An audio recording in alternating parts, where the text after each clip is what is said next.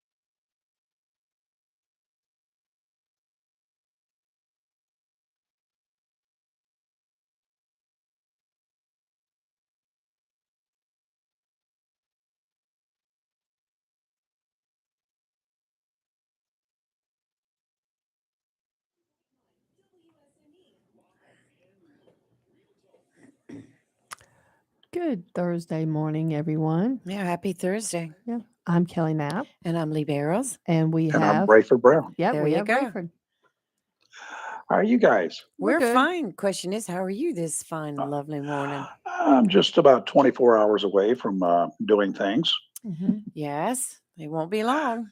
Then, for those who don't know, I'm in New Bern right now at Carolina East, sitting up, waiting for more labs to come in, for more people to come in to do some testing, but that's neither here nor there.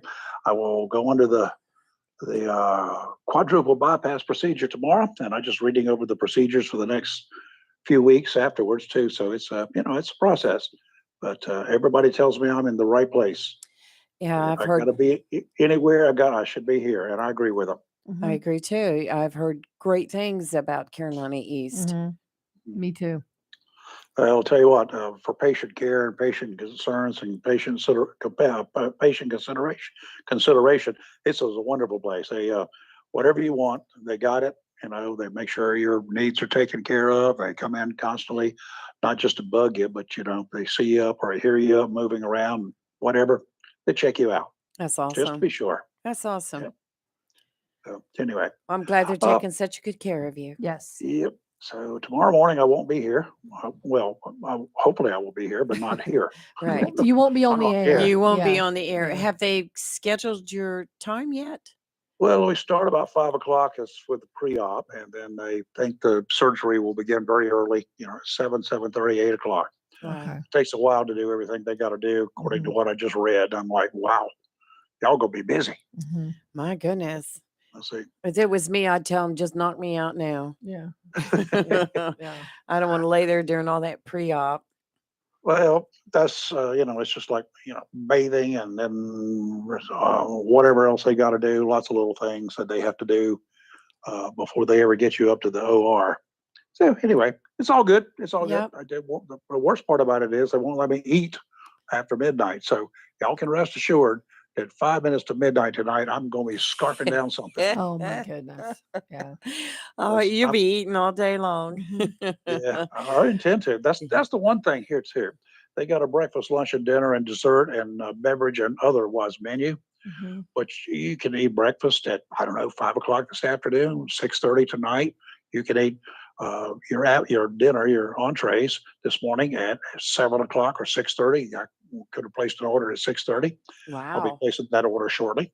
Uh, so I'm not a big breakfast guy. I did have an omelet yesterday, but that's most of the stuff I like is real food. Mhm. Right, right. Well, I'm glad they're taking such good care of you. Yes. They Agreed. are. Because if They're not, cool. we'd have to be down there. Mhm. It's really cool stuff. I like what they do.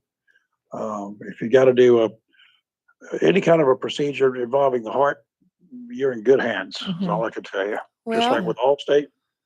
Yeah. you're in good I've heard hands. that repeatedly about Yeah. Carolina East and New Bern with the heart. Yeah, and once Yeah. you're back and back behind the mic and in Mhm. the chair, you can talk about your experiences. Yeah. And I bet that'd be some interesting conversation. One of the things I'm interested in, which I did not know they did this, I should have known. Well, with open heart surgery, because they have to crack the bone, right, to get it through the, Yes, the breastbone. yes, I think they use a saw, they don't just crack it. But right, anyway, they go in and at some point in time they stop your heart. Mhm. right. I'm like, okay, so what now? Well, they've got an artificial pump hooked up Yeah. to circulate the blood through the rest of your body. Yeah. Your heart is not the only thing that needs blood, circulating fresh blood Right, Mhm. with oxygen in it. There's the brain up there first, Mhm. right. and then even body extremities need blood circulating through them, or things like your toes die. Mhm. Right. Anyway, it'll be an interesting experience. If nothing else, something I can talk about. So that'll be good. Yes, yes. Yeah, and you'll have a cool scar to show. So Right. yeah. Yeah, it's a scar I've of got enough life. scars as it is. Mhm. It's just, Well, I Mhm. once watched an open heart surgery on TV. They did it live on TV. And it was really so interesting what they yeah. did. No, my Well, my daughter had open heart surgery when she was 4. Oh, oh So wow, my yeah, God. yeah. So it's a whole lot involved. I'll go ahead and say that, but you're in good hands up there, Rayford. So Yep, I yeah, feel good. yeah. Feel good yes. about it, and I have not met a person that I could not like here, Mhm. right up Oh, front. Robbie said the same thing. that's Uh, awesome. we have not found one person. Even the guy that brought me lunch yesterday, he was extraordinary. Mhm. Just sat there and chatted with me for a while. Army veteran. Um, Nice. so good people all the way around. Sure. we're all so glad Yeah. that you're there being so well taken care of. Yeah. Means a lot to all of us. Yes, it does. All right, appreciate it. Now, let's get on to some news. Yeah. Of course, the election fallout is still hanging around. Yes, it Georgia, is. state of Georgia, gonna have a runoff. Duh. Mhm. Oh my God, really? We knew that was coming. That Yes. doesn't even surprise me at all. Doesn't surprise me, but it's like, come on, let's get on with the program. And the Democrats are screaming and hollering about how great they did. I'm looking back and like, well, you lost the House. Yeah. Yes, you did. You might lose the Senate, Yeah. but you lost the House. And they say it wasn't as big a red wave as the media and the Republicans said. Well, that goes without saying. True. Probably never is. If it's as big as people build it up to be, then well, it would be big. It's kind of like me predicting a score of 42-0 Mhm. for the ball game. Right. And, so we win 21-20. It's still a win. Yeah, a win is a win. That's right. Yeah. That's the way I look at it. Which So don't anyway, forget, pregame think that show 7 o'clock Yep. tonight, and the Cardinals Yep. and the Cardinal game is at 7:30. I just had somebody to come in here. So let's see what she's going to do with me this morning. Oh, All right, we'll take over while you do that then. And Hey, I'll come back. I'm gonna stay on the line. Okay. Go ahead and mute. I'll I'll mute mute. my mic and I'll pop it up when we're ready to go. Okay. Okay. okay. All right. Stand by. okay. And back to what Raven was talking about. Currently, the results, Republicans 207 in the House, and Democrats 184, and then the Senate 49 Republicans to 48 Dems. But I mean, yeah. First of all, in the Senate, because that Georgia race is Senate race, we're not going to know that till December. Now that they've got to have that little runoff. True. Apparently there's Arizona and what was the other one I said? Arizona and I think Vermont was one of no, No, That Nevada. was on the are Nevada. still that's right. tabulating ballots. And I'm like, what are they doing them by hand? Right. I'm just a little confused, but okay. So we don't have results for that. So I don't know. I don't know what we're gonna know. Well, But I definitely think the Democrats have lost the House. I mean, I don't think there's no way they are going to get enough. There's not enough out there for them to take the House back. So that means Pelosi will not be Speaker of the House anymore. The Oh. Democrats have lost the House. right. So let's just go ahead and say that. But now we're just waiting to see, are they going to be on what's happening with the Senate? We're up by 1 on the Senate right now, but I mean, that could change. Right. Because if the Democratic candidate from Georgia wins, that makes it tied.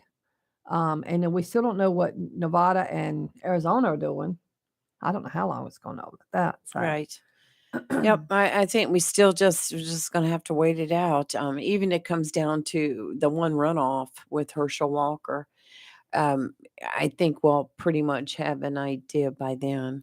Well, according to this, we'll know in a few days once at least. Because Right. look, if we're just waiting on those 3 and we get the results of Arizona and Nevada, Right. then it will know We'll know then. either way Exactly. what's going to be with the December race. Right. So it'll be able to be predicted bottom line. So Well, we just gotta wait for wasn't those 2. Arizona one of those states in 2020 election that there was so much talk about the alleged cheating and ballot fraud? I don't know. Arizona has a lot of wacky things going on, so I'm not Yes. sure. I think maybe.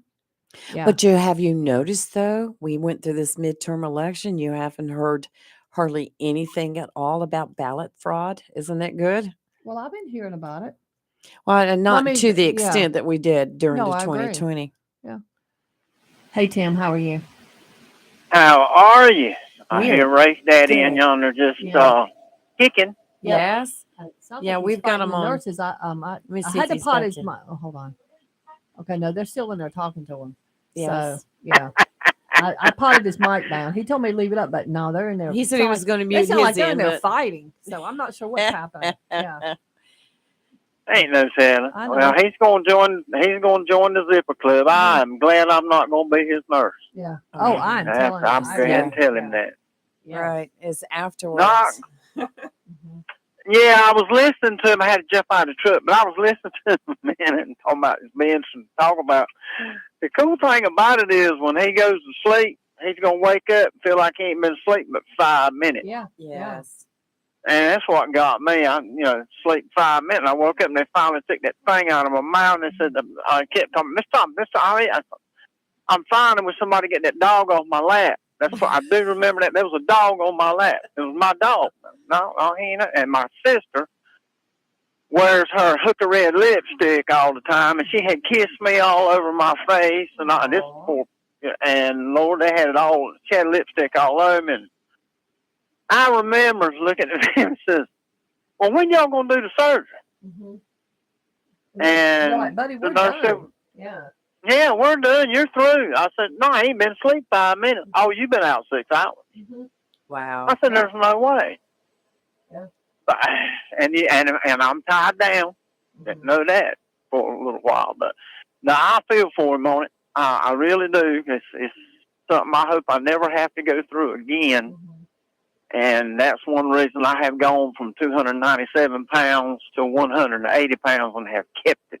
Yeah. Good for you. And it's diabetes is still not the greatest in the world. But it goes up and down, but that's my fault. Yeah. But I do feel for him, and I'm telling you. But and another thing about it, when I had it done, it's only good for about 20 years. Mm-hmm. Well, my 20 years is coming up. Well, you better go get a checkup. Yeah. Well, do you Well, go to your no, doctor? go ahead. I'm regularly? listening. Do you go to visit? Oh yeah. Oh Yeah. there you I go.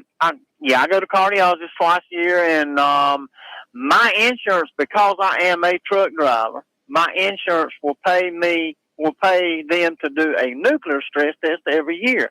That's So awesome. every year I have to have one. But I was asking my doctor, so I said, "Look, my 20 years is coming up in a couple of years. What we're gonna do?" And they looked at me and said, "Nothing." And I said, "What do you mean nothing?" Yeah.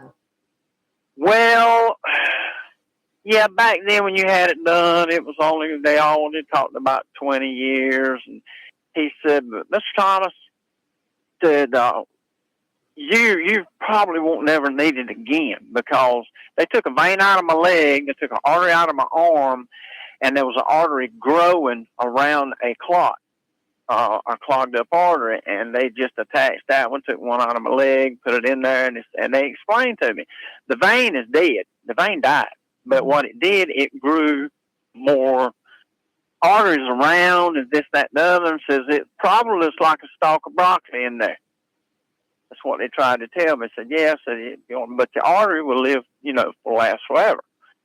And they take the pictures. They do the nuclear stress test every year, and they take pictures and what have you. And the last time I went was last month, and he showed me pictures. He said, "Man, all your arteries are clear. Everything is great." And this and that. I said, "Well, I can still probably have a heart attack tomorrow." He said, "Well, anybody can." Mm-hmm. That's just the way he put it. He said, "But no, you're fine." But I'm just telling you, I feel Rayford going to join the Zipper Club, and y'all, I know I'm going to tell all y'all this. You make sure if you see him anywhere, he better have that pillow in his hand. Right. He's got total pillow. Y'all know that. Y'all been around people. Mm-hmm. Make sure he's got it in his hand, because I screwed up one time. I was at a horse show and didn't have it, and I had to cough.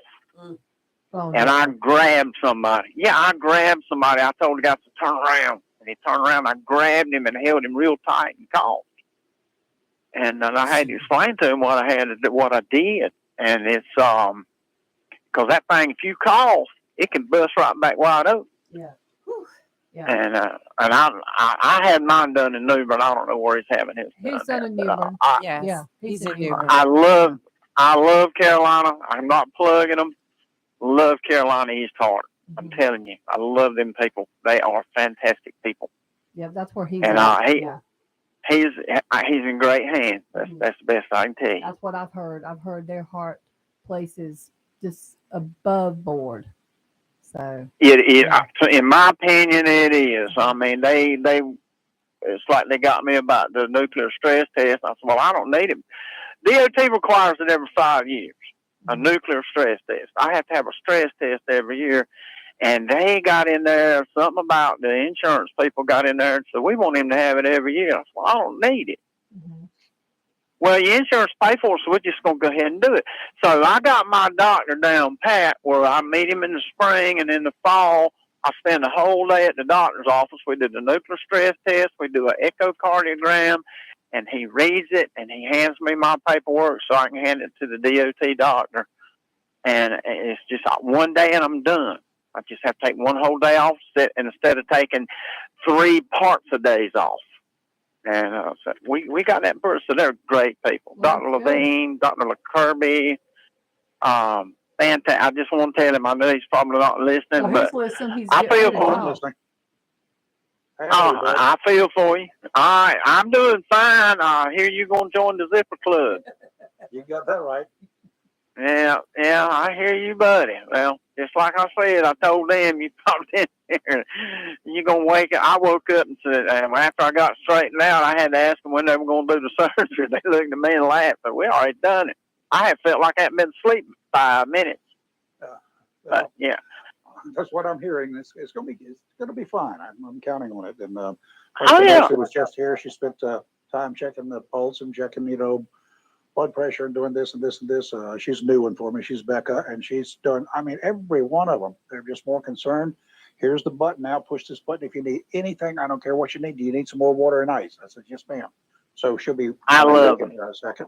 Yeah, there was 5 of us had it done in Richlands that year. Mhm. 3 of them went to Greenville, and 2 of them went to New Bern. All three out of Greenville had trouble, a lot of trouble, and one of them he got infection. I blamed him for that, but the other 2, Probably. they had troubles, and this and that was just where they stitched, and they stitched me on the inside and glued me on the outside. Okay. And they probably still do the same thing to you, but I'm happy that you're where you're going. Yeah, me where too. you're at. Yeah. So I felt for you now. No problem. But I'm gonna get off here and quit babbling. You behave. If you need something, you got my number, or give it to Robbie. I ain't but a phone call away, Mhm. and you just let me know, buddy. I'm here to tell you. I do appreciate that, Debbie. Thank you Thanks, so All much. right, y'all be good. I'll holler at you later. All right. All right, Bye. all right, bye. See you. All right. That's all good news to hear Yeah. success stories out of this place. Yeah. Absolutely. I had to pot your mic down because it sounded like y'all were in there fighting. I was like, what's happening? Yeah.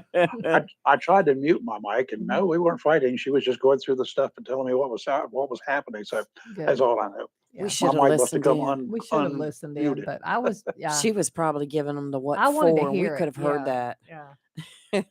Yeah. Yeah, I should have put it up on speaker so you could have listened to the whole thing, Yeah. because that's just how nice they are. Mhm. Oh, awesome. Yeah. Awesome. I'm so glad. Well, Rayford, I think getting back to other news, you're going to tell us about Tropical Storm Nicole.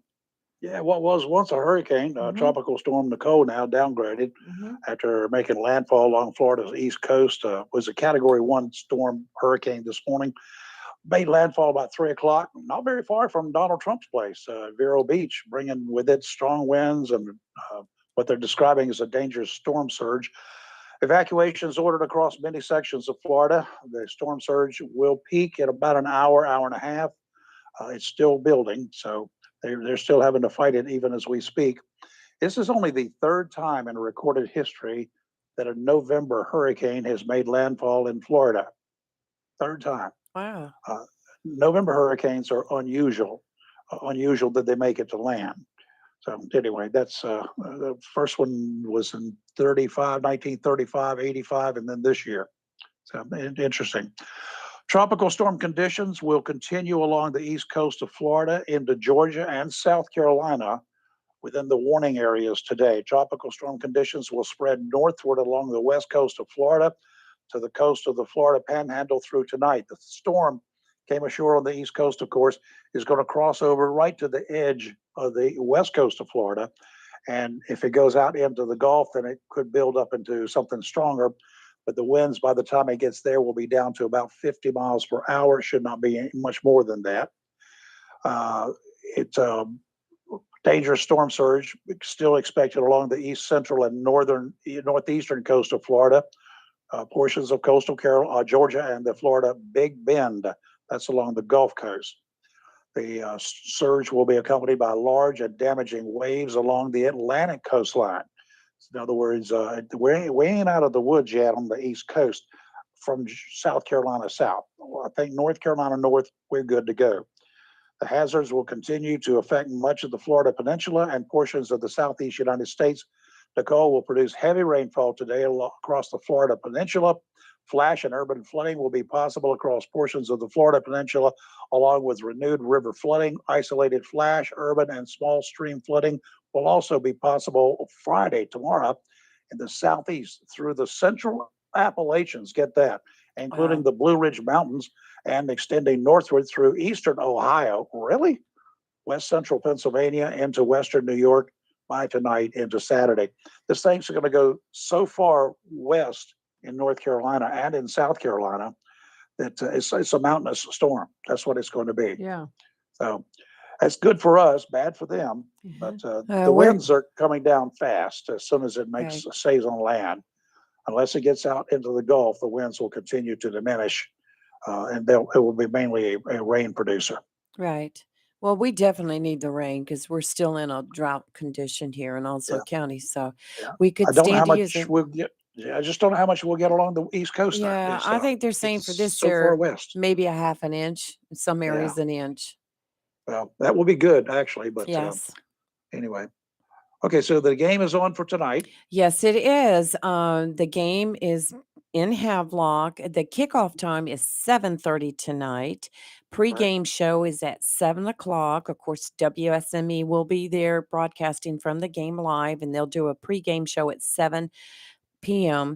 And after the game, they will do a post-game show, which is sponsored by Golden Corral. So be sure to stick around for that too. Yeah, I wonder if Billy will bring some food. Well, if so, I may have to go to the game tonight. Well, if so, go to the game and collect some for me and bring it to me because I'll I'm do gonna be that. on a liquid diet for a few days. Oh, yes. Yes, you gotta get all that in tonight. You'll be so Yeah, bloated from eating all day long. that's right. Interesting. They've got a bed weighing thing. Their scales are in their bed. Mm-hmm. Well, Wow. the first day I got here, I sat down on the bed. Well, they zeroed it supposedly, but they zeroed it with all of my stuff on it. Then I got Oh. down on the bed. And it turned out I weighed 105 kilograms. That translates to be 131 pounds. I mean, 231 pounds. I said, nope. Well, it's just for a sample to compare you to the hours as it goes by. Well, we got downstairs yesterday the same floor, just down to another room. And I said, well, let's do this weighing again. Where's your real scales? Mm-hmm. So came back over there, 92.9 pounds, and that came out to be 202 point something pounds. Okay. Wow. I feel better. Well, see, Yeah. we women, we know how to do that. We take Yeah. off our shoes, we dump our Mhm. jackets or sweaters or purses, take off Mhm. our earrings or Yeah. watches. We just get Mhm. down to the bare Yeah. essentials when we're getting our weight taken. Yeah. Yeah, well, you mean I should have left my pistol and my extra magazines and all that stuff out of my pockets when I got on that Yeah, bed? Correct. probably Yeah. so. Yeah. Probably Dang, damn so. it. I knew I did something wrong. All right, you guys got weather to do and the Yes, we commercial do. break to do, right? Yes, we Yeah. do. You want to hang in or come No, back in unless you got later? something for me. No, we're good. We just didn't. We love talking to you. Mm-hmm. All right. Well, I know you got a special guest coming on, a little after 8 this morning? Yes, Dr. Jennifer London. Mm-hmm. Yeah, I'm going to try to be listening to that too as well. But I might be munching down on my breakfast at that time. Okay. Well, Well, you can munch and listen. that's right. Yep, you Yep. got it. Yep. Y'all be good. Okay. All right, you too. See ya. Thank you. Bye. All right, let's take our commercial break. We're live and local Real Talk on Freedom 97.1, 1120 a.m. WSME. We'll be right back.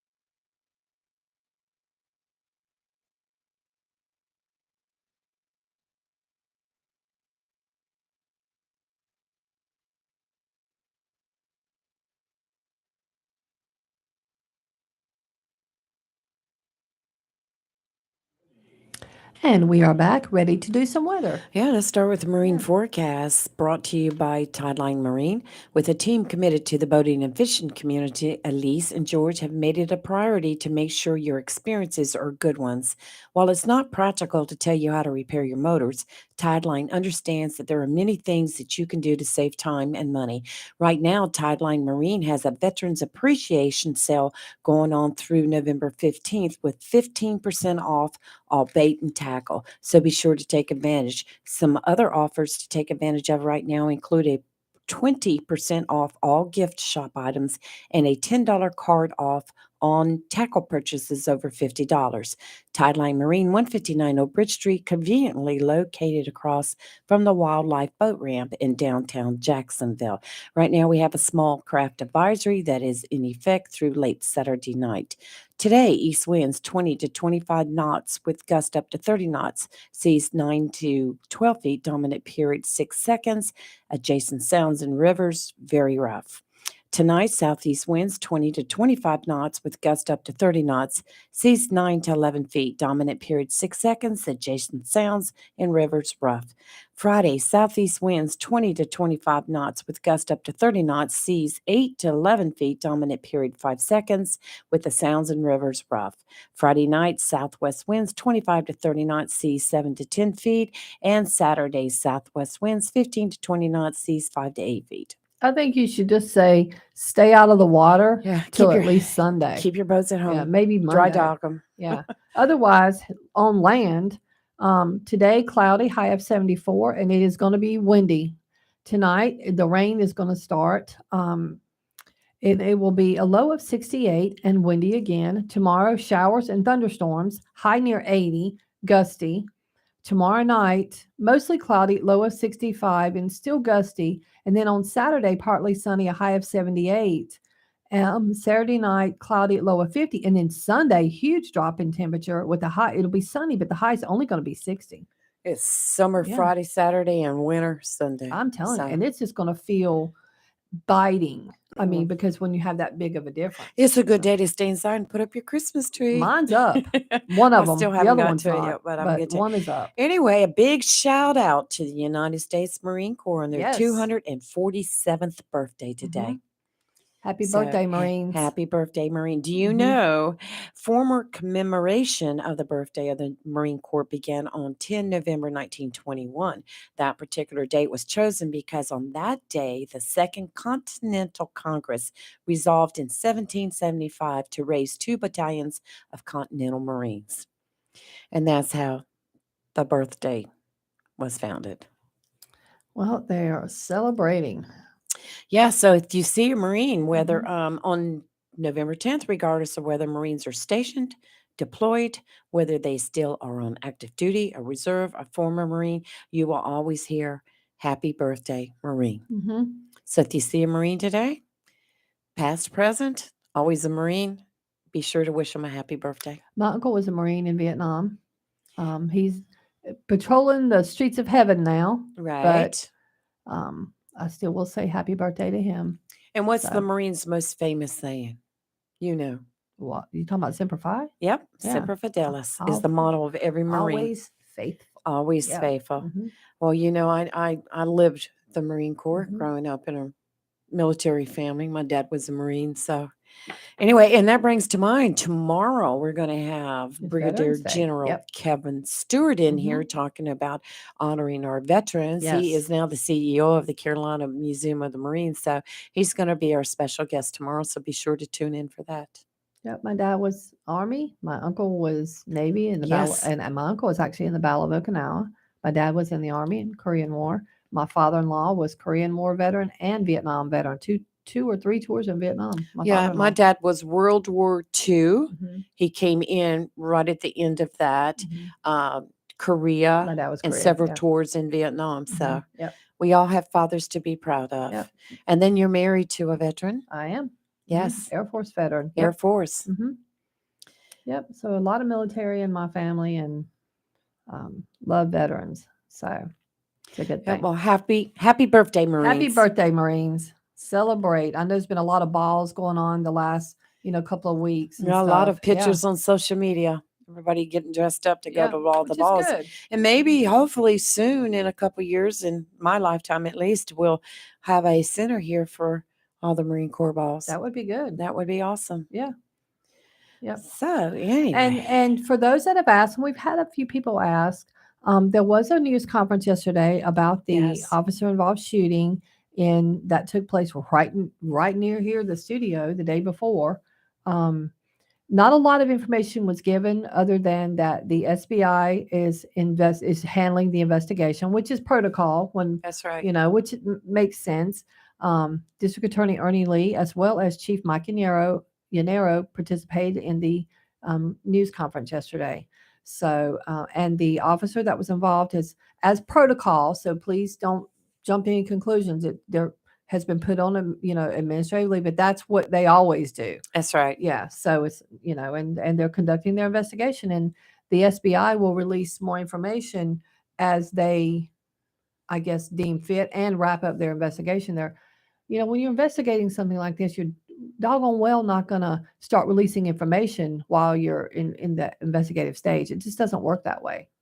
So Exactly. Yeah. Mhm. And I'm sure everything will come out eventually, but we have to give the LEOs time to investigate, do a proper investigation. I mean, we don't want to jump to conclusion and start a bunch of rumors. and that's already that It's- happens as it is. Right. So, and yeah, that's no. just as much for the Mhm. victim side as it is for the law enforcement It's for side. So, everybody. It's protection right. of everyone. Because even people that are suspects still have rights. right. So That's, you have to that's protect correct. That's everybody. right. Yeah. And when I came in this morning, it was still Mhm. dark, and I was circling the building, checking out the premises. And Mhm. by the time I went to get out of the truck, I heard all these sirens, and I was like, no. Come No. running in the door, lock it behind I've me. done that before. Yeah, Yes. when it's been dark. Yes. So But well, the other thing is, I mean, there are other, I think everyone's big thing is the election. They're trying to, yes.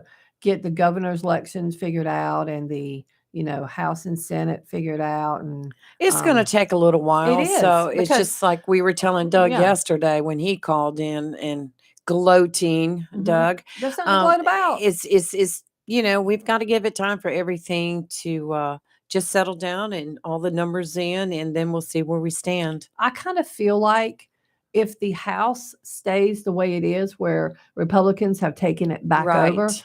I think you'll see Nancy Pelosi not run for reelection. It's very possible. Mhm. She's going to be reduced down to just Mhm. one of those in the She'll be a seats. minion, so she won't have that power to stand behind a president ripping up speeches and stuff. Right. So I think that That's right. I'll never forget that that's night. just disrespectful. It was I mean, disrespectful. regardless, it's just disrespectful. And I wouldn't want anybody to stand behind President Biden and do it. It's just I wouldn't either. disrespectful. It is Like disrespectful. it just was totally uncalled for. And I don't care who did it. I would feel the same way if a Republican had done it to I would have President felt Biden. the same way It's just, too. you just You don't you do you that. might not like, Mhm. maybe you do, maybe you don't. You might Mhm. not like who the president is right now, but you have to respect the title. correct. You have to respect the office. Mhm. And I think we lost a lot of that, and I think we need to get back to respecting the title. Yeah, I agree. I mean, This country yeah. needs to come back together. It's so divided. And that's like I told you when I was working the polls, especially on the last couple hours over at one of Mhm. the polls. We all stood united, both sides. We stood united. The Democrats were doing what they had to do. The Republicans were passing out their stuff, doing what they had to do, but we were united at the same time. Mhm. And it was such a great feeling. It was such a great feeling. We had such a great time. Well, in other news, in Raleigh, a high school teacher has been charged with 10 felony counts. He was found with child porn. He's a teacher at Sanderson High School in Raleigh. He was arrested Tuesday and charged, which was 2 days ago, and charged with 10 counts of second-degree sexual exploitation of a minor. He's accused of distributing video of at least one boy and several girls ranging in age from 7 to 12 engaging in sex acts. And they depict videos of adult men having sex with the naked children. Now, see right here, we need to overhaul our legal system, and there needs to be. I say bring back the days of like in the Wild West where you were convicted of a crime and all of a Right. sudden, I mean, if you're caught with it, you can't say I'm not guilty of it. You had it in your possession. Right.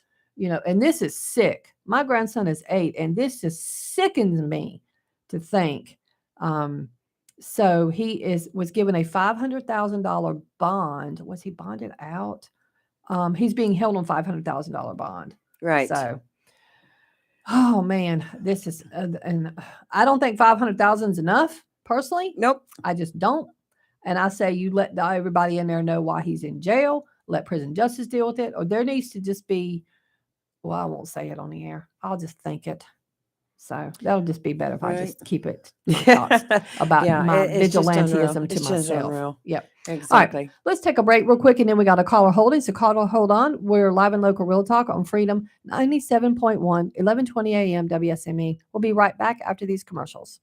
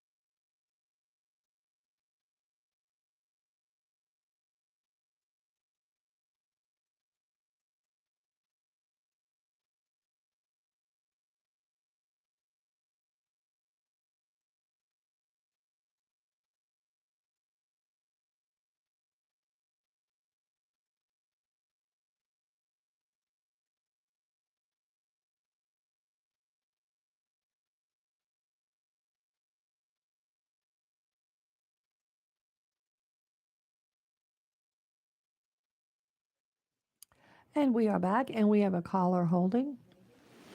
Good morning, caller. Who's this? Hey, good morning, ladies. This is Steve. How y'all doing today? Good morning. How are you? I'm doing well. I was initially calling to get you off of that subject because I don't like that kind of stuff. That I'll tell you enrages me. what, makes my blood boil. Yes. It does, and call it funny or strange, but we're all homicidal maniacs. It just what it takes to trigger that is different This from right person here, to that's person. what triggers me. Oh yeah, It you does me should have too. heard her during It the does me commercial too. breaks. Yeah. But it reminds me that I've got anger issues. Oh, yeah. No, it's not anger issue. It's one, you're a decent human being, and two, you don't think people like that. Oh, you just don't know this stuff here. Stuff because here's the thing. As a therapist, I hear, I counsel people that were sexually abused as children, and some of the stuff I hear, it is so awful and horrific that a child is subjected to. I mean, I have no sympathy at all for people like that, none, like pedophiles Right. and abusers of children like that, none at all. And I just think, I think our legal system needs to be overhauled to deal with that because I do not think they can be rehabilitated. I don't think that at all. So. Yeah. I mean, I'm not a psychologist, but I don't see how you could be. Yeah. Yeah. Yeah. And this is just Anyway, like I said, I didn't want to talk about that No, because that that's stuff fine. enrages me. It makes me But angry. did y'all get a chance? Did y'all get a chance to see the video yesterday? The Star Spangled Banner, as you never I heard did. it. I watched it, and I have to admit, I teared up. Yeah, I'm a big old baby, man. I cry every time I watch it. I've seen it 100 times, and I got to get a bunch of paper towels every time I watch it. I'm the same Very way. good. Yeah. When it's patriotism or military, whatever, I will tear up in a heartbeat. Mhm. And I know yesterday I started getting a little teared up at something else, and Kelly wouldn't even look at I me. could see her out of the corner of my eye. I'm like, nope, not even looking over there. Mm-mm. Yeah, and but it's nice to think, it's nice to think about how people used to think about America. I agree. Yes. And makes you long for those, that level of patriotism. I know there's still a lot of people in this country that have that, but it doesn't seem as prevalent as it was back then. Have you ever been to Mission Barbecue? To where? Mission Barbecue. It's a restaurant. In I Jacksonville. think No, you I have one haven't. in Swansboro, don't they you? don't have one in No, it's Swansboro. Cape No, Coral. no. And we have one here in Jacksonville. But you go in every day. If you go in there around noontime, right 12 o'clock. 12 o'clock on the dot, everything stops and they play the national anthem and everybody stands up and does their thing. And it makes you feel so patriotic. Very moving. Yes. It is very moving. Everything. Every single day they do this. Not to mention the food is amazing. Oh, yes. Yeah. Well, it makes the food even better It because, does, it just puts you in that spirit. But, From kudos time to to time. them. From time to time, I have people ask me to come sing the national anthem at events. The Carter County Speedway's asked me to do it several times. Yes. And it is so hard for me, man, because I get choked up I and bet you do. my eyes start watering up, and I sing it a cappella, so they ain't no music. It's just me. Yeah. Gosh. I'll know not to go there if you're singing because I'll be bawling. I do. I do. get I don't know choked up at anything that has to do with patriotism and honoring our country and our military. I do. too. I do as well. Just out, we were broadcasting the parade. Was it last Saturday, Kelly? Yeah, we were Saturday. And when the Marine Corps band walked by in their dress blues and they were step, and they started playing, I was tearing up. Yeah. It's just, but we need more of that. We we need do. more of that. We do. Yeah. We do. And to jump tracks and kind of talk about something from the political side of things, there's one thing I wanted to throw out there and see if y'all thought the same or differently. Is there seems to be a problem or a divide in the Republican Party. We've all agreed on that. Yes. And it seems to be mainly over Donald Trump and his brand of politics. And I believe, it seems like it's kind of pulling this country apart. I believe the only thing that would heal this country is for Republicans to go to hold Trump accountable. If Democrats do it, I think it's going to pull this country apart. That's a good point. Republicans knew that when it came to Nixon. They knew it had to be them. And Trump's going to be taken down by the courts by somebody. He's too corrupt. He's stepped across the line too many times. But I believe if it's not the Republicans that do it, then they're the only ones that can do it and possibly heal the country at the same time. Otherwise, it's just going to cause a bigger divide. That's my opinion. That's my view on it. I could be wrong, but that's just how I feel about it. And I kind of feel like I want to put that out there for all the people that used to support him, but now understand that may not be the best path. Well, I have to agree with you on a lot of that, and I understand what you're saying, and I think that we need to move on as a nation. I think we do, but I believe he's going to try to make that difficult for us. I think so too. He's going to interject himself in our politics, whether we like it or not, whether the Republican Party carries them or not. Right. So we got to come together as a country and figure out how we're going to handle that. Because at this point, y'all should at least admit that all the people who didn't support him in the beginning, they had reason to feel that way. Right. You feel that way now. You should understand why people like me felt that way. And I felt that way before he ever ran. His character, it was so bad. Right. And I ain't saying that, anybody else is, better than that or worse than that, but he was very documented as having poor character. Right. But anyway. I think a lot of people were caught up when he first came out in the fact that he was not a politician. And I think a lot of people were like, we don't need another politician in Washington. And I think a lot of people were caught up with the glamour of it. The fact that he was a millionaire, he owned all these companies, he had TV shows. And I think we just got caught up in all that. And I would agree with that because there's some residual effects of that, and it's not politicians, it's celebrity candidates. Yes. It's celebrity candidates and not politicians. Right. And just like Carrie Lake out there in Arizona, she is totally not qualified though. If you've got somebody who's just not been a politician, but they actually hold, leadership qualities, that's different. Yeah, and that was the thing that always blew my mind, that everybody thought Trump was a good businessman. That is, there's no reason anybody should believe that. He's a billionaire who become a millionaire. Right. Anybody could do that. Anybody could lose money, and if you started out with $1 billion, you might still be rich. But anyway, that, like I say, that's the one thing that's always blowed my mind. A good businessman don't have to send out a letter telling his investors how bad he is at business. Right.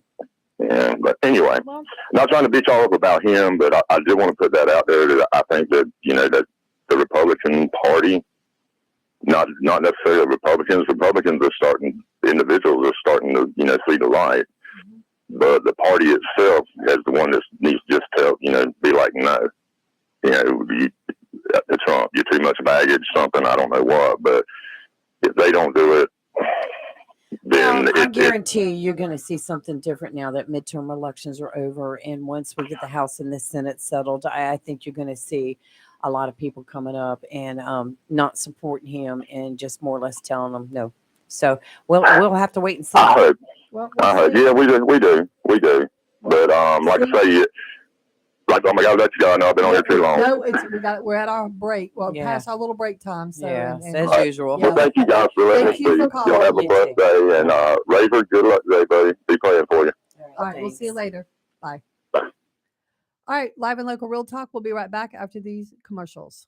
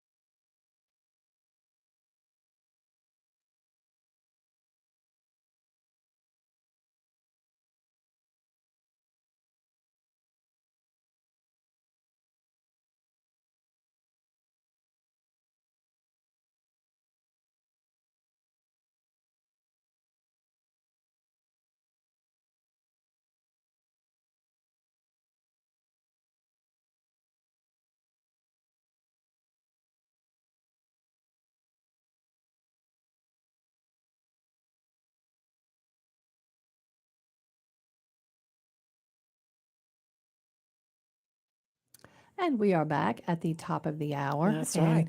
We have someone calling in about 5 minutes. 4 or Yes, 5 Dr. minutes. So, Jennifer yeah, London, yeah, and yeah. it's going to be very interesting. Mhm. She's going to talk about a book that's out called Ever Vigilant.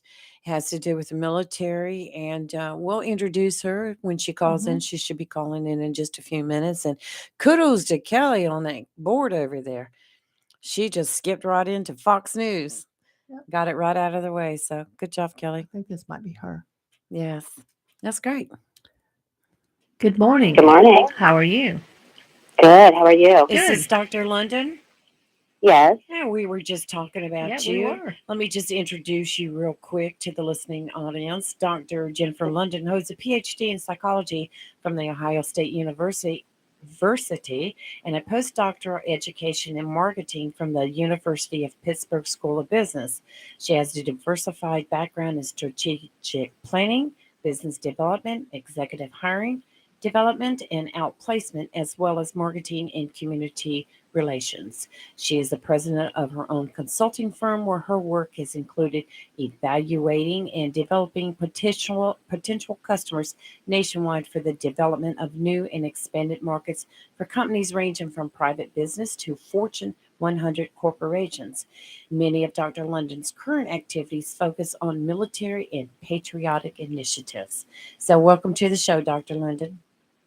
Well, thank you. It's great to be here. Good morning to you and to all of your listeners. I'm so happy to be here, and thank you for that introduction. I want to add to that bio that I was actually a strategic advisor to my husband's company, and I'm here today to talk about his book. It's Ever Vigilant: Leadership and Legacy by the Executive Chairman of CACI by Dr. J. Philip London. CACI is a $5.6 billion company with about 23,000 employees around the world and 155 offices or locations. The company does IT security for the government.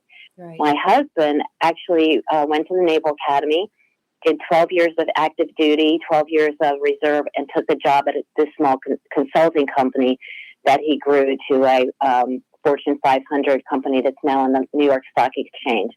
So the book is about winning and achieving excellence and how he grew, his memoir, how he grew up, his experience in the military, and how he used those values to build his business.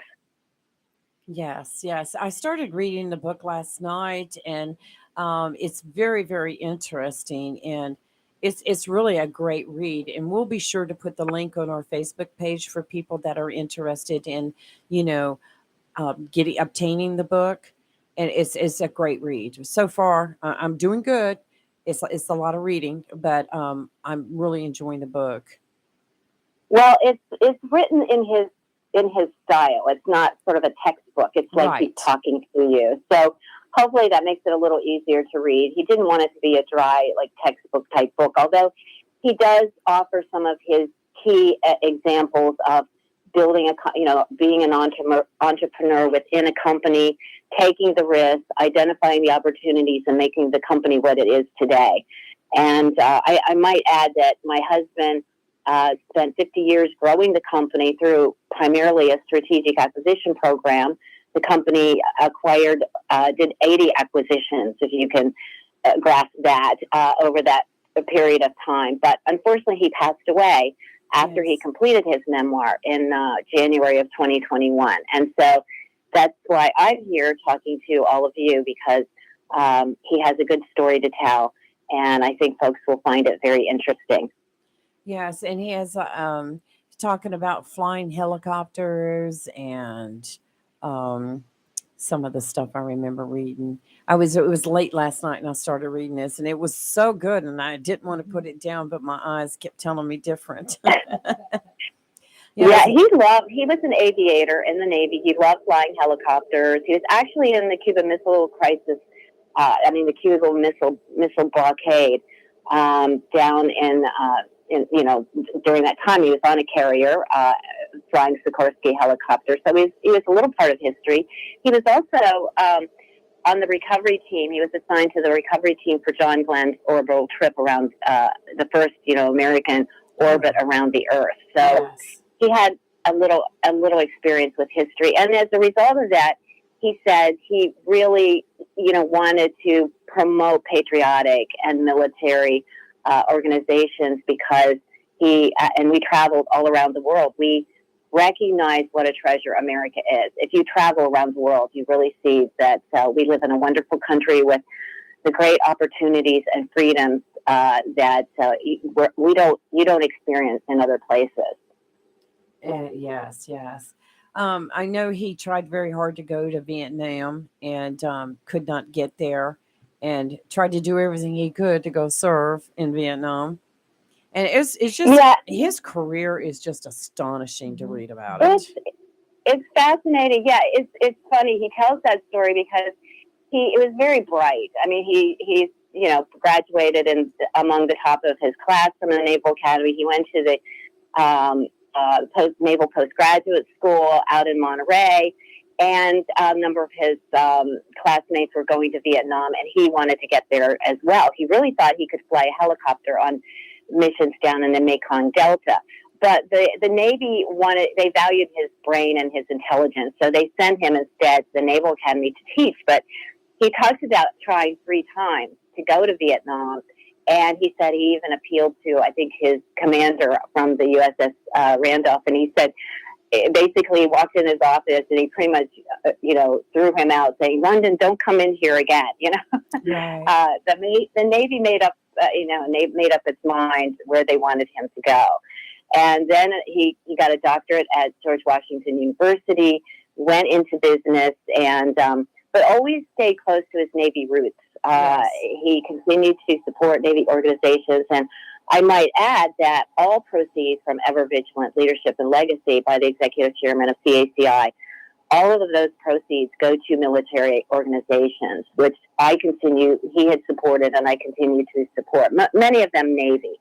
The Navy League, Naval Academy, Naval Institute, Navy Memorial, and so on. So all of those proceeds for anyone who's buying the book, in addition to, I think, finding a good story to read, will be supporting these organizations.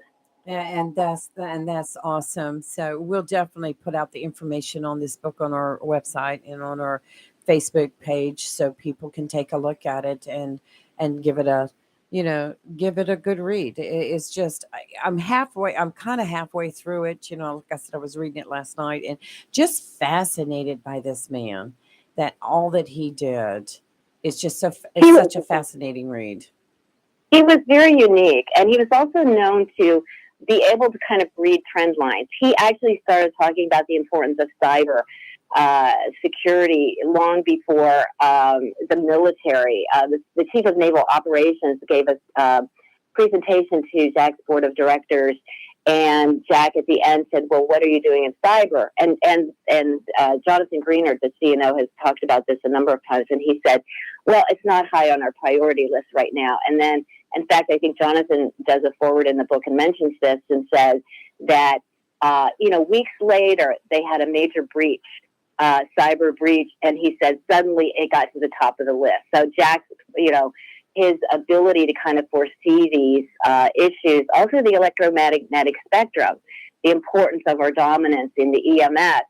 Jack was talking about in a series of white papers that he wrote starting in 2008, 2009, prior to our national security community focusing seriously on those issues until 2016. So, and the book, as you probably know, having begun reading it, is at the end of the chapters, he highlights those attributes that he felt were very important.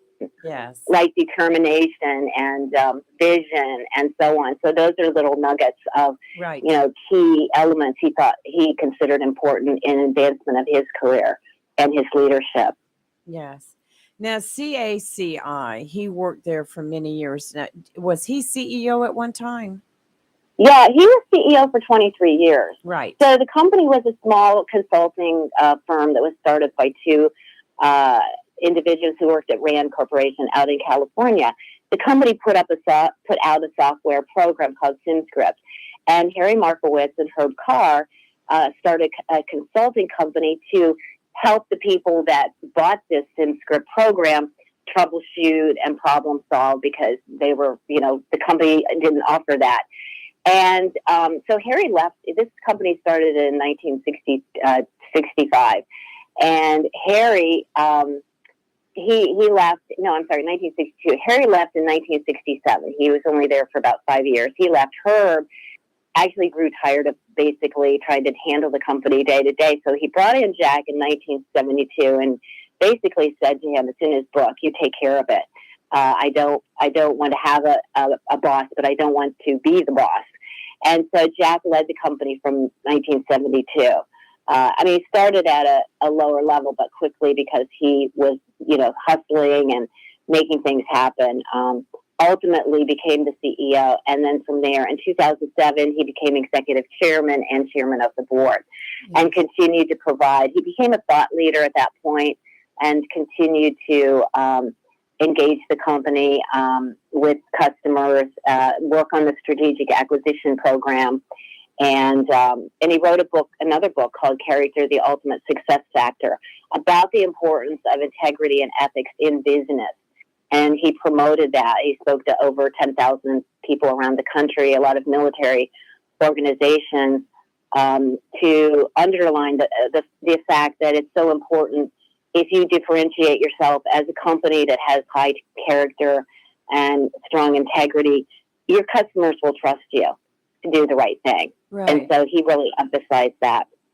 Well, I know that CACI now is an international, American multinational professional services and information technology company, which is headquartered in Virginia.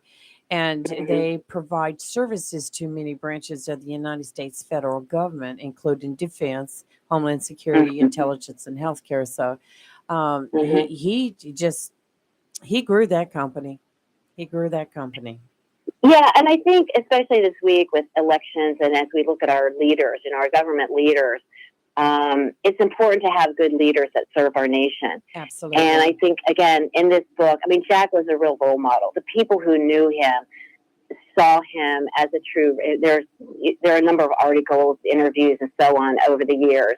He was featured in the Washington Post various times, and people saw him as a strong leader. And I think that reading the book, he's got some important points in there to make about, what makes a good leader. And I think that will be of value too. Again, ever vigilant, I think, captures the idea that you don't rest on this, ever vigilant leadership and legacy. And the title of his book that he chose, I thought was very clever. Yes. Especially with his background. I think it's just perfect. It's a very good title. Yeah, it is. Yeah. Well, I'm going to finish reading it today, I promise you. I started, but I had to stop. But I'm going to finish it as well.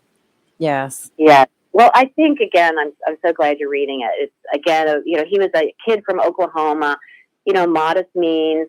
His parents were entrepreneurs. They had their own small, businesses. And he actually thought he was going to work in a print shop out in Oklahoma City where he grew up.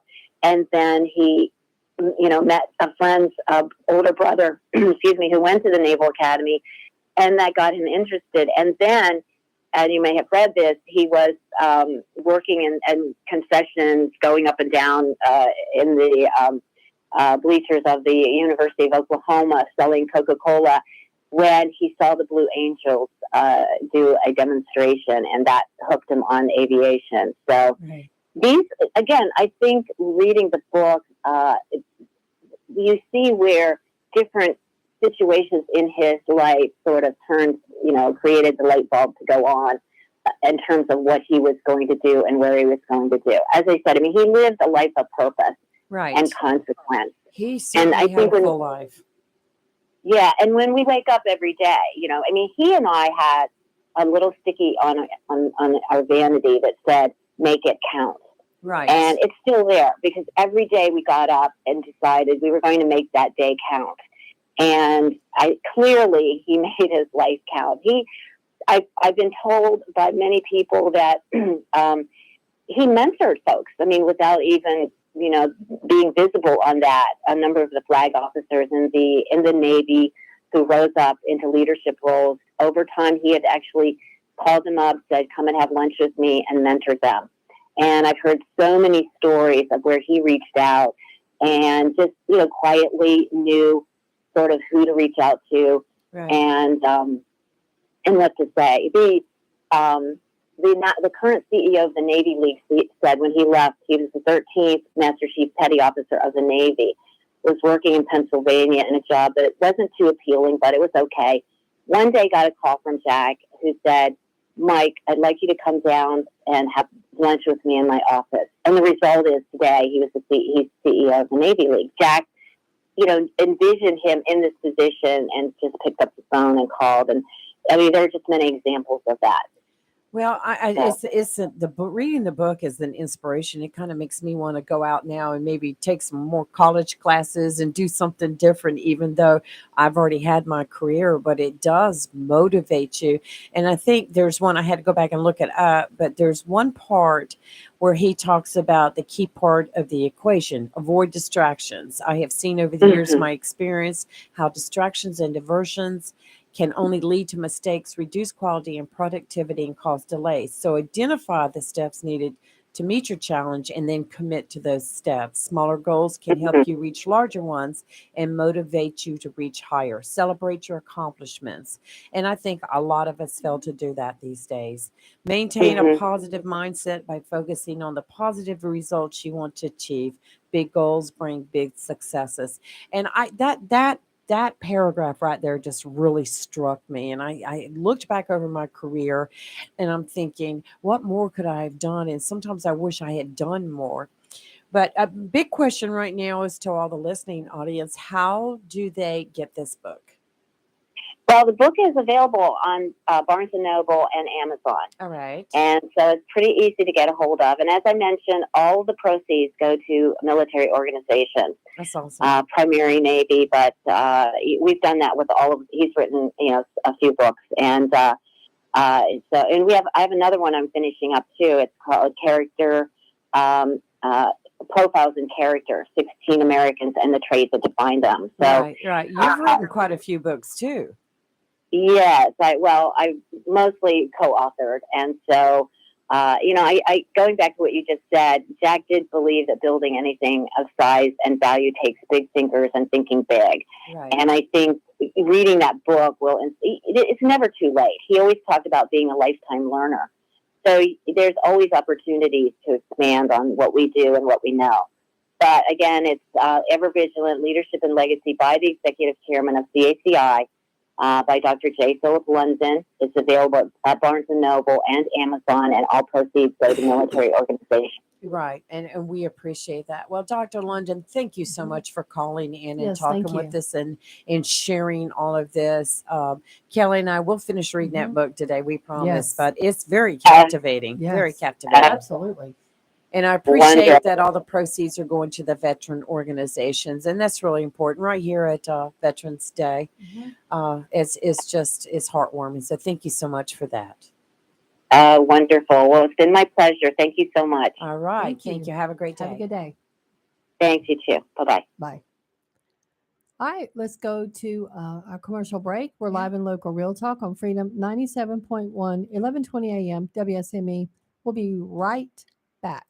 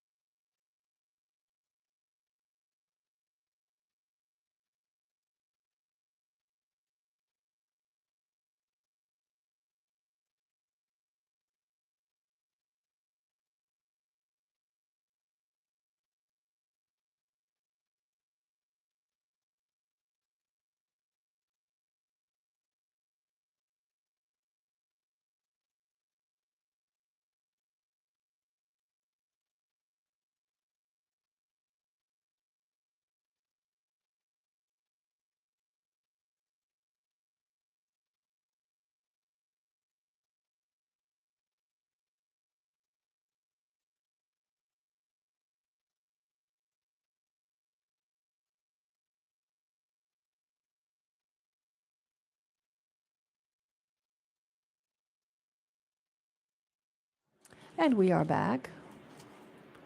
All right, ready for some weather? Yeah, let's go ahead and get it do it. done. Tideline Marine has a Veterans Appreciation Sale through November 15th with 15% off all bait and tackle, so be sure to go by and take advantage. Some other offers to take advantage of right now at Tideline Marine include a 20% off all gift shop items and a $10 gift card on tackle purchases over $50. Tideline Marine, 159 Bridge Street, conveniently located across from the Wildlife Boat Ramp in downtown Jacksonville. And right now we have a small craft advisory in effect through late Saturday night. Today, east winds 20 to 25 knots with gusts up to 30 knots, seas 9 to 12 feet, dominant period 6 seconds, with adjacent sounds and rivers very rough. Tonight, southeast winds 20 to 25 knots with gust up to 30 knots, seas 9 to 11 feet, dominant period 6 seconds. Friday, southeast winds 20 to 25 knots with gust up to 30 knots, seas 8 to 11 feet, dominant period 5 seconds. Friday night, southwest winds 25 to 30 knots, seas 7 to 10 feet, adjacent sounds and rivers very rough. Saturday, southwest winds 15 to 20 knots, seas 5 to 8 feet, adjacent sounds and rivers very choppy. And I'll say it again: if you have a boat, just stay out of the water till at least. I would say give it Monday. Yes. Sunday might Not you a might good be able to do weekend. Sunday, but I would just not chance it. Not a good Um, weekend for fishing. 9 to 12-foot seas are huge. No. Been in that, and I'm telling you, don't do it because it is not worth the sickness. I'm Yes. telling you right now. Get a little rough. Oh, it's awful. All right, for locally on land, today cloudy, high of 74. Winds will be gusty. Tonight, showers and thunderstorms. Winds gusty and a low of 68. Tomorrow, showers and possibly some thunderstorms, high of 80, still gusty. Tomorrow night, a chance of showers and thunderstorms, and then possibly a 50% chance. So it's hard to say. Mostly cloudy, a low of 65, and gusty again. But then on Saturday, partly sunny, high of 78, and the winds are only 6 to 8 miles per hour. So that's not bad. No, it looks like it's going to get warm, then it's going to get cold Don't again. get cold on Great Sunday. flu weather. Oh, yeah. Yeah. Hey, while I'm thinking about it right now, I just want to remind everybody that the Jacksonville Cardinals travel to Havelock tonight to play the Rams. Mhm. The game starts at kickoff is at 7:30 WSME. Chris Hollywoodman and his crew will be there broadcasting live from Havelock. The pregame show will be at 7 p.m. Mhm. and they'll be ready there for kickoff at 7:30. And after the game, there is the post-game show, which is sponsored by Golden Corral. So be Nice. sure to stick around for that too at 97.1. And I wanted to let everybody know that Sports Talk that comes on Fridays, 9 o'clock after our show, Mhm. will be moved till Monday at 10 a.m. Just So- for this week. Just for this Yeah, week yeah. only, because they're traveling out of town tonight for the Yeah, ball game. Yep. So Sports Talk will not be on tomorrow at 9 Mhm. a.m. It is being moved to Monday at 10 a.m. just for this one Mhm. time. So be sure to root those Cardinals on and listen to WSME tonight, 97.1 FM. You Mhm. can go to the website, www.wsme971.com, and you can listen to it there. So Yeah. let's root those Cardinals on. Come on, Cardinals. You can do this. That's right. Wilmington, was ranked. They received a very big award, or a very, I don't know if award's the right word, very big ranking. They were the only city in North Carolina to make a national list. They were ranked 10th in the best small cities in the United States in the Condé Nast Traveler magazine. That's a very prestigious That magazine. is. Yeah. I love Wilmington yeah. except for trying to drive it. I don't like the traffic. The But traffic once is I horrible. get there, I'm good to go. Right. But I hate the traffic. The traffic is Yeah, horrible. yeah. I mean, it's just like it Mhm. makes me very nervous driving through that place. But I love Wilmington. Wilmington is a small county, Mhm. but it's big in its own got a nature. lot going Everything's like Mhm. right there. The downtown Wilmington area is nice. I graduated from UNCW with my bachelor's, so it's a good school. Yes. But I love the riverfront area, that kind of Oh, thing. I love the river. There's a lot of history. I was a history major, which is one reason why I actually went to UNCW, because they have an incredible history bachelor's degree program, and there was a lot of history in Wilmington, and I took a lot of local classes in there in terms of history. I learned a lot. Revolutionary War, Civil War, after the Civil War, etc. But Wilmington's a good town. But yeah, so number 10 in the nation of the That's best small awesome. cities to live in. So we got to give them credit where credit's due. If they could just solve the traffic problem, that would be a good thing. But congratulations to Wilmington. Congratulations, Wilmington. And there's a police chief who's now becoming my hero in Charlotte named Johnny Jennings. He's the police chief of Charlotte, North Carolina, police department.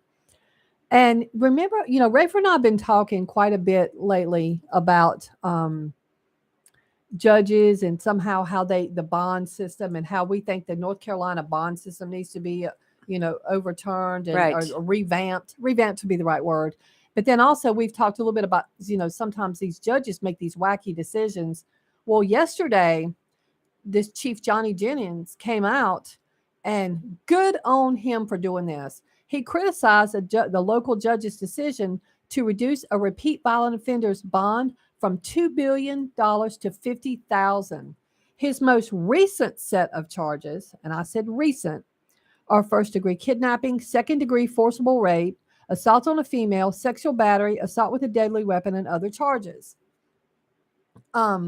He is very upset that the judge, after the original magistrate office setting for $2 million, a judge reduced it to $50,000. Now, what happened was on November 5th, his most recent charges, he's a violent offender. He struck up a conversation with a woman who was walking in Charlotte. He attacked and sexually assaulted her, brutally attacked her. He has a lengthy history, according to him. And most recently, on September 16th, this guy was charged with assault with a deadly weapon and attempted first-degree forcible rape. He was released on October 5th, the same day he had, a month before he attacked the, most recent lady. And in April, he was charged with assault to inflict serious injury and released in June. Last year, he charged with attempted first-degree forcible rape and assault with a deadly weapon, and for an incident that occurred on September 13th of last year, and he was released on September 30th. Prior to that, he was charged with assault on a female, communicating threats, larceny. I mean, this guy is violent. And like the police chief has said,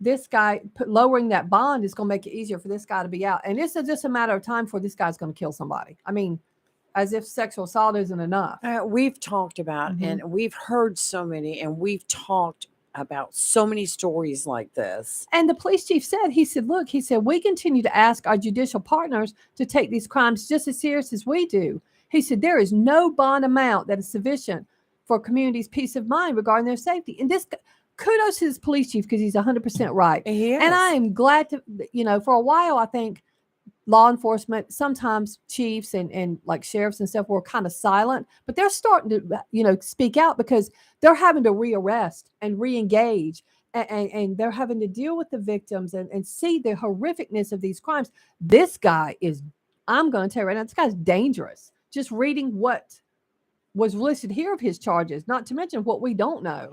It's just, you wonder. Mm-hmm. And with things that happened recently here in Jacksonville, with the episode, the shooting that happened 2 days ago, it just, I wonder, once they start investigating all the participants, which I'm sure they've already done that now, but I wonder how many have had previous charges, previous infractions of the law. Yes. Committing crime. I mean, he's let out and he commits a crime. These are violent crimes. These aren't even just little petty whatever. Right. I mean, this is sad. And the comments are very interesting. And I'm not going to read them all. I'm going to read this one. And whoever this guy is right. Judges are public servants. Why should the public be kept in the dark as to his identity? How are we supposed to purge our system of miscreants if we're not allowed to review their decisions? This guy's 100% right. Absolutely. I mean, and I don't know why they're not naming the judge. They should, because, the public is fed up, and they're getting fed up. This guy is as the police chief says, this guy's a violent offender. He needs to be, that bail should have stayed at the $2 million. And it's a crime shame. I agree. Yeah. I mean, you know. some of these, I just think throw them in jail with no bond. I agree. Yeah, it's just sad. It's frustrating to the general public. It really is. Don't you think that a lot of these people out there committing these acts, they're just not worried about it? Oh, I'll get Well, my because hand they know I'm slapped. gonna get my Right. hand slapped I'm gonna- and I'm gonna get let out. Right. Look at this guy. I mean, look back a couple months ago when we were talking about the mobs that were going into grocery store, Mhm. going into jewelry stores like in Yes, California, in California, yeah. and just busting the cases Mhm. wide open and stealing jewelry and walking back out. I mean, they could be arrested for it, yes, somewhere, but they were released with no bail. Yeah. You know, released back out on the street. Do you honestly think they're going to show up for court? No, they're not going to show No, up for court. They're Absolutely gonna not. show up for court. I mean, and they're laughing at the yeah. courts.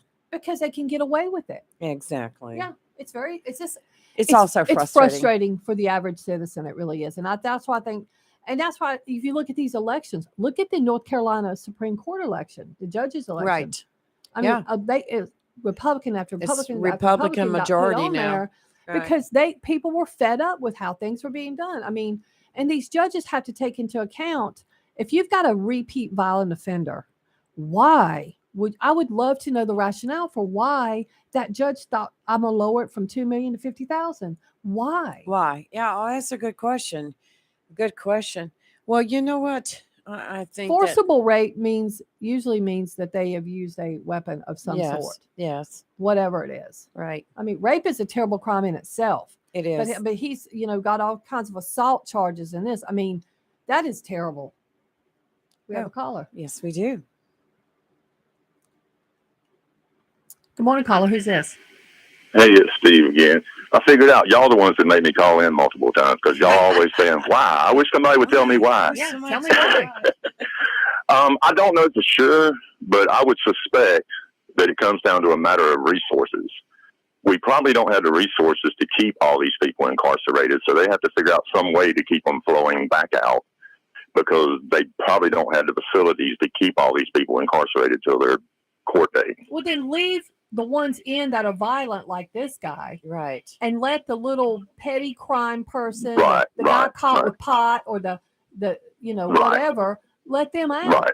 But this Definitely guy keep is the violent dangerous. offenders in. And right. that's what the police chief was saying. This guy is straight up dangerous. And Right. why is he being let out? Or, his bond reduced to where now, I mean, I don't care who you are. It's going to be harder to make a $2 million bond than it is a $50,000 one. So that's what. Yeah, well, I mean, if you're rich, that's only what, like $400,000. Yeah. So I mean, that's But I the mean, for average some people, citizen, that's a boat. Yeah. You know. Yeah. True. But anyway, on that note, I think that if somebody's been arrested for a violent crime and there's been more than 2 people that witness that, they ought not get a bond. Plain and simple. I agree with you. You know, we're not going to let you out till we figure out why you were so violent. And he's committed multiple violent crimes.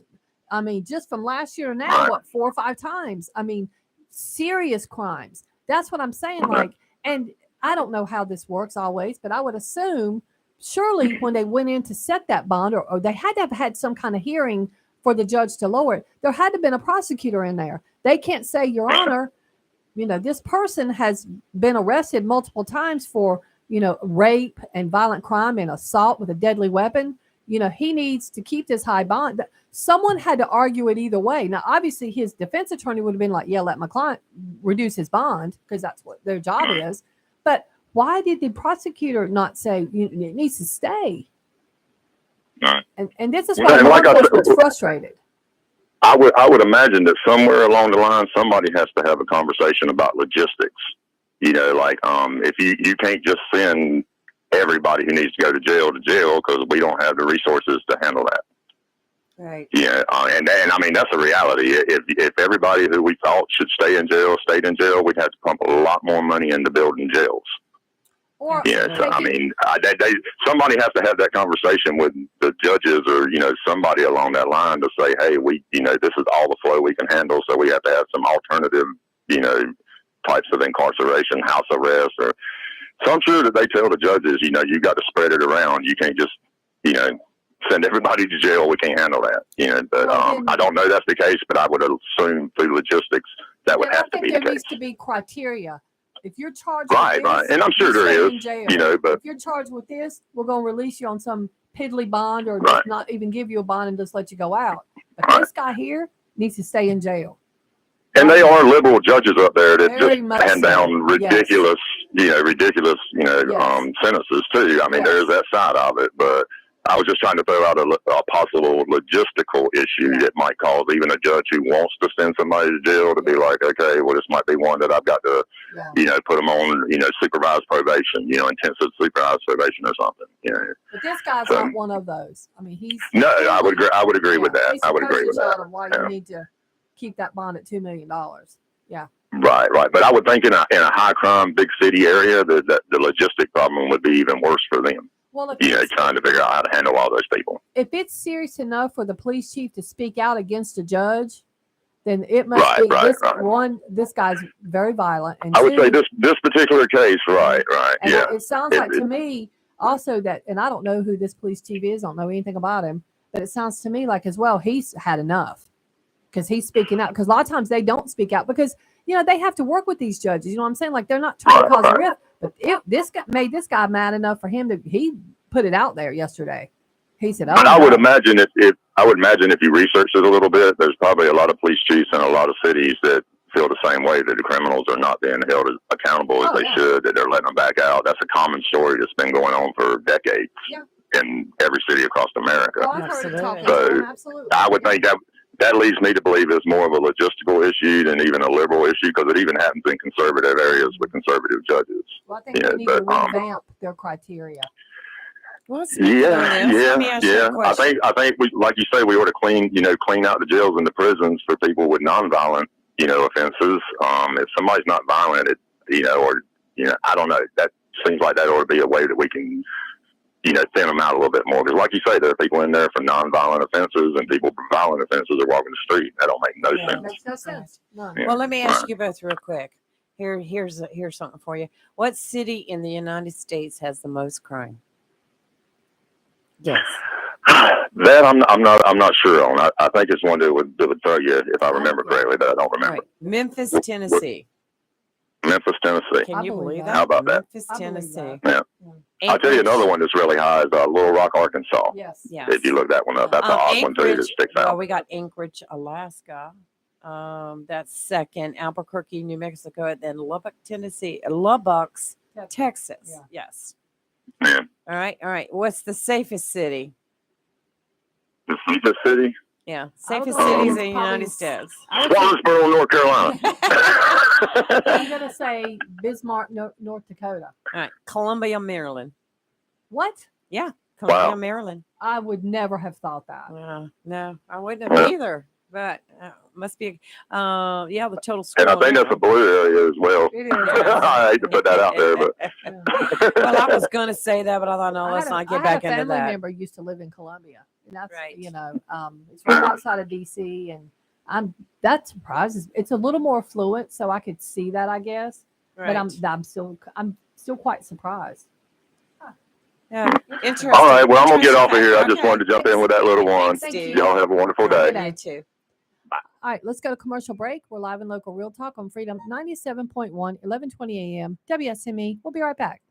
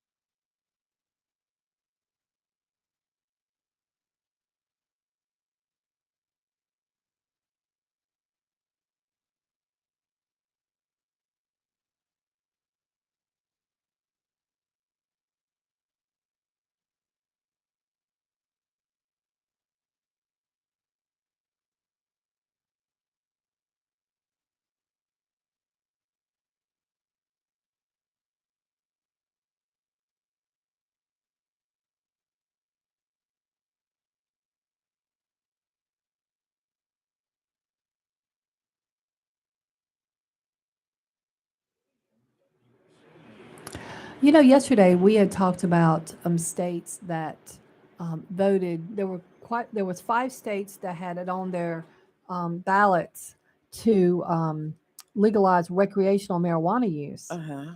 and 3 voted against it, and 2 voted for it. The 3 that voted no, we're not going to legalize recreational marijuana were North Dakota, South Dakota, and Arkansas. Right. But Missouri and Maryland voted to make recreational marijuana legal. Maryland surprises me. I'm, I was surprised over yeah, that one. especially considered the amount of problems that they've had. Even, for example, like in Baltimore, because Baltimore's got its own host of problems. I was really surprised. Missouri surprises me a little bit. Um, but yeah, North Dakota, South Dakota, and Arkansas voted. The voters voted it down. They're like, nope, we do not want legalized marijuana. Well, I'm For anxious to see. recreational use. I'm sorry. I'm anxious to see what's going to happen in our General Assembly right here in North Carolina after Mhm. the first of the year. I know, I'm sure. Well, first of all, they're going to revisit the redistricting. Mhm. They're going to try to redo that, and then they're talking about bringing up the medical cannabis again, and I'm sure they'll be tackling the abortion. Mhm. So that's something that we'll be looking at after the first of the year and see what's happening there. If I'm counting this right, no, 22. Hold on. I think 22 states. Am I right about this? If I'm counting right, um, 22 states um, have it's legal for recreational use, Right. and then for medical use only is 1, 2, 3, Well, 13. yeah, and in Mhm. Maryland, with them passing, with the passage of Mhm. that they just voted Mhm. on, adults in the state will be allowed to possess up to 1.5 ounces or 2 marijuana plants beginning July 1st, 2023. It also allows for the expungement of records for people arrested for marijuana possession and for people serving time for simple possession to have their sentences reconsidered.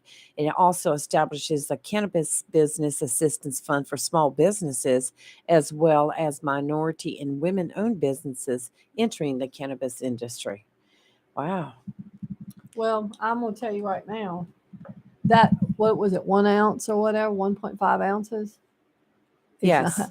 people are going to be exceeding that. Oh, 'Cause sure. some people smoke that in a day. Sure. I'm just saying. You still Yeah. watch. I know you Yeah. watch the same program I watch Friday and Saturday nights Mhm. on Patrol Live. Mhm.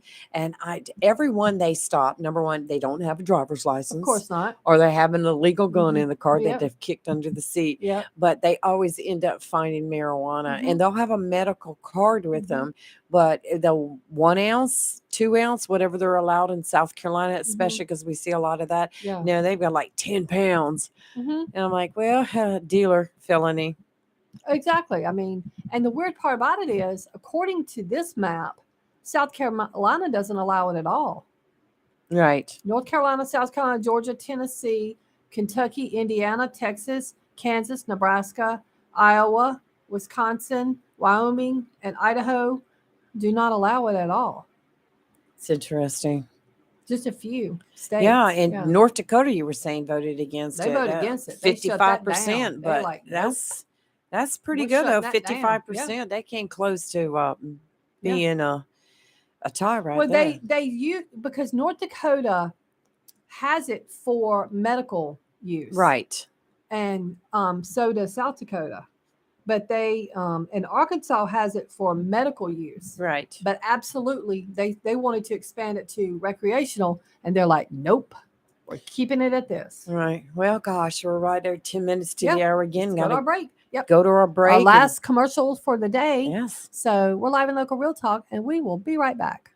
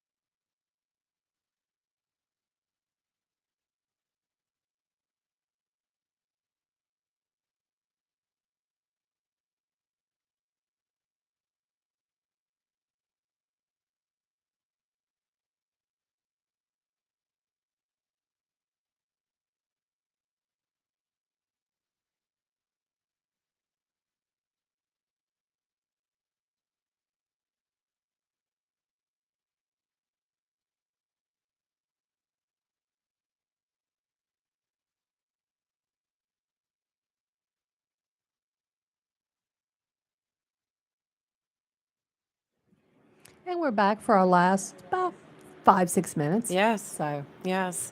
You brought up a story Mhm. over the commercial break, and I Mhm. was going to bring it up earlier yeah, over the Columbus County Sheriff that they got a hot mess going on over there. District Attorney Mhm. was removing him, and then he ended up resigning before his term was over again. But he was on the ballot for reelection, Mhm. said, I'm still going to carry it through and run, and he actually won again. He resigned less than a month ago. Right. Over, I guess, Some recorded phone recordings, calls right. surfaced of him making racist comments about his black employees and wanted them fired. Oh, now, one of the news stories I read, they actually put the transcript on there, and it was pretty Oh bad. yeah, it's bad. Pretty bad. And prior to that, there was some kind of hearing. So what happened was the district attorney called on Green to resign if he was heard a recorded phone call making this Right. stuff. When he refused, the district attorney filed a petition to remove the sheriff from office, and he was suspended pending a hearing. Yes. Days before the hearing, the district attorney updated the petition to include new allegations against him, claiming that he had arrested residents without basis, threatened the county commissioners, and had a sexual relationship with a female employee while on duty. So then he resigned right before the state was to call his first witness on the October 24th hearing. Right. He said he did not want to put the people through the process, and the hearing would not need to go forward. So he resigned. Then later that day, he said, I'm still seeking my reelection, and the public reelected him. And now They did 54%. Yeah, and the district attorney's like, nope. Yeah. I'm going to file this again to have him removed. Yeah, he Yeah. resigned originally just before the state was about to call their first witness in the October 24th hearing. Said he didn't want to put the people he serves through such a process, but stayed on the ballot for re-election and won it. So I think the DA is going to try to go after him again. Apparently the SBI, because it says the last sentence of this thing says an SBI investigation into him and that the Columbus County Sheriff's Office is still ongoing. Yes. And I have a good friend that lives over there, and too, her and I have been talking about that a lot. She and says this guy is a piece of work. Yeah, and it's just I meant to look that up earlier and to see whether or not he won a re-election, and you saw He that won he it. did. So I finally got it up 54%. But yeah, there's a lot of sides to this story. I mean, but recordings don't lie. Right. Yeah, I mean, exactly. he said it. He's over. Right, he and put threatening the commissioners. Like, what are you doing right now? He put a dude? big statement out on Facebook saying that he was wrong and realized how wrong he was and asked for forgiveness. But what kind of leader do you think you are, where you're calling for your black employees to be fired? Oh yes. Like, what do you think these people want to work for this guy? Absolutely not. And you know what? No matter what, there's still going to be those racial tensions there. Yeah. Because with him there. Yeah. Do you think they're ever going to be able to trust him? No, they don't trust this if guy. you were a black employee, do you think you could trust him? No.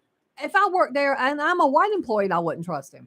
Yeah, right. Absolutely. You're threatening commissioners. I'd love to know what he threatened them over. Well, I'd like to see somebody threaten our commissioners. Oh, that wouldn't go over too well at all. No. Well, just to recap, tonight is the Cardinal Havelock football game. Yep. Kickoff is 7:30. WSME will be broadcasting live on 97.1. Just the pregame show will start at 7:00 after I was going to say race because I'm so used to NASCAR. After the football game, they will do a post-game show and, go over everything that happened. And that's sponsored by Golden Corral.